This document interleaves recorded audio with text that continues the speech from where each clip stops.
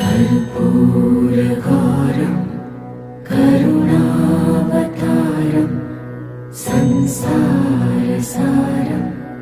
भुजगेन्द्रहारं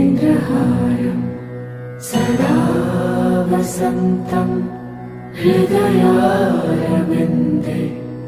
भवं भवानी सहितं नमामि।